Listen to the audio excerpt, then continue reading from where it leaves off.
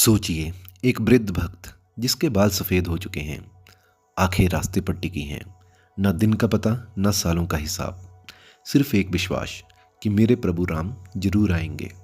और फिर एक दिन सच में भगवान उनके द्वार पर आते हैं। ये कहानी सिर्फ भक्ति की नहीं, ये कहानी है सबसे पवित्र मिलन की, शबरी और राम जी के मिलन की, और इस पवित्र स्थल पंपा सरोवर की। नमस्कार दोस्तों, आज हम आपको ले चल रहे हैं हम्पी के पास स्थित पवित्र पंपा सरोवर, जिसका वर्णन प्राचीन ग्रंथ रामायण में भी मिलता है।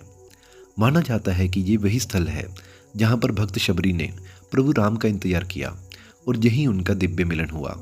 आज की वीडियो में हम जानेंगे शबरी कौन थी, उन्होंने कई सालों तक इंतजार क्यों किया, बेर वाला प्रसंग क्या है और पंपा सरोवर इतना पवित्र क्यों माना जाता है। तो शबरी एक वनवासी भक्त थी। बचपन से ही उनका मन भक्ति में लगता था।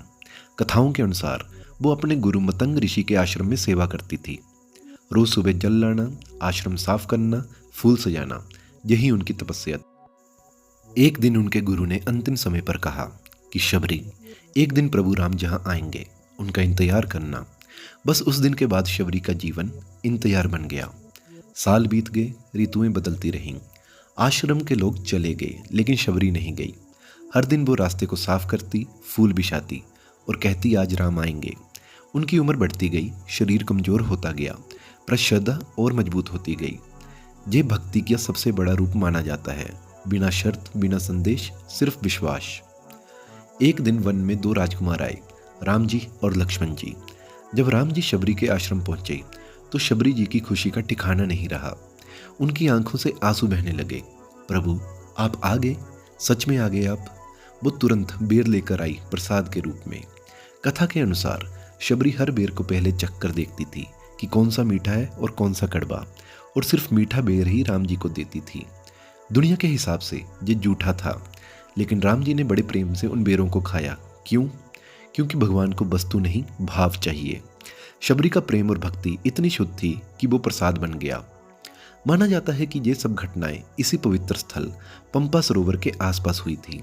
ये सरोवर माता पंपा को समर्पित है, जिनको देवी पार्वती का रूप माना जाता है, जहाँ का वातावरण आज भी शांत, पवित्र और ध्यान के लायक माना जाता है।